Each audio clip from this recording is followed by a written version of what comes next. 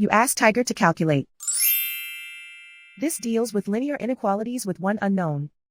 The final result is y greater than 54. Let's solve it step by step. Group all constants on the right side of the inequality. Add 11 to both sides.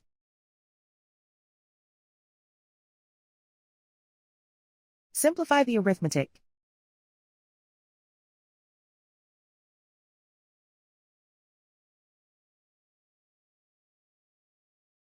Isolate the y. Multiply both sides by inverse fraction 3/1.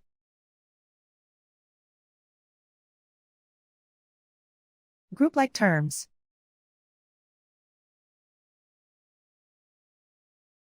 Multiply the coefficients.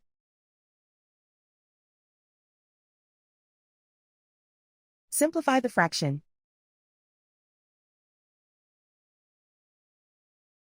Simplify the arithmetic.